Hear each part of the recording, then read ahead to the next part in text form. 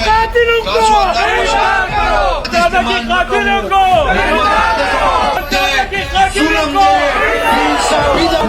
की दौरान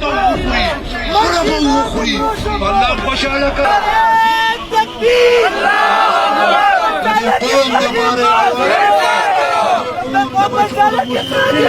شدتي دي سوينا تقالوا شيء وتغني بوار خلق فوري گرفتار شيو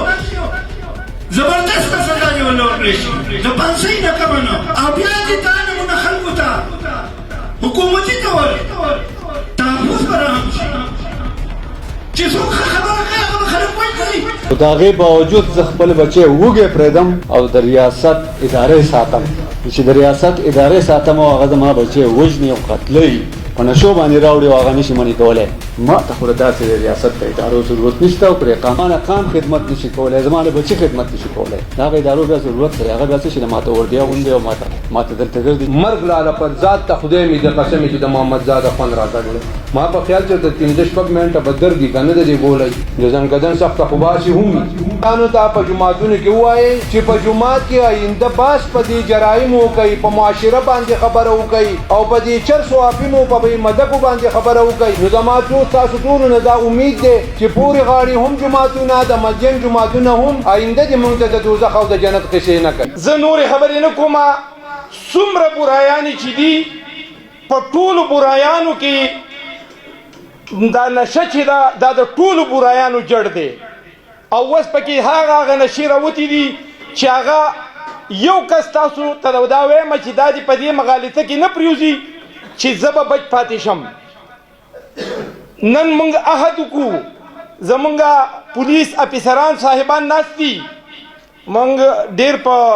احترام سره حزب الله صاحب ووایي چې پې وحي نه کېږي یوه خبره خدا ده چې وحي پې نه کېږي څوک به ورته وایي هم خو محمد زاده ګناه صرف دا وه هغه دغه خبره کړې وه چې تاسو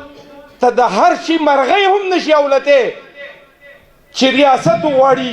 ایجنسیانې وغواړي نه مرغۍ پر نشي وهلی او لکه څنګه چې قاري صاحب ووایي چې په ځای باندې چې چا هغه ویکسین نه دي کړي نو د هغې اندازه لګوي دغه شانتې که چېرې د یو نشهیي هغه هم په دې طریقه باندې د هغو چیک اپ کېږي او په هغو نظر ساتلی کېږي او کم کس چې عدالتونه غوښتی نه دا یوه خبره ده چې عدالت که پولیس والا دا وکړي پرچه وکړي هغه لاړ شي هلته ضمانت وشي 50 روپۍ جرمانه شي یا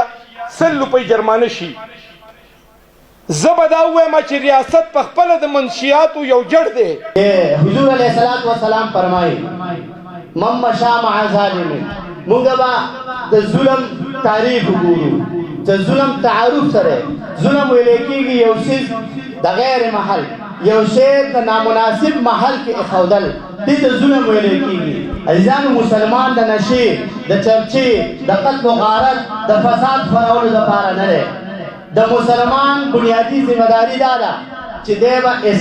اصلاح ذات البین معاشرې د اصلاح کوشش وکړي دا د بنیادي ذمہداري ده د دین حق که دا یو انسان یو مسلمان د هغه په حیثیت د یو سټیټ په حیثیت د یو حکمران په حیثیت د یو ورکر او په حیثیت د یو عام باشنده هغه ژوند تېروي د هغه دا 100% ذمہداري ده چې د هر قسمه غلط کار د هغې د ختمولو دی به کوشش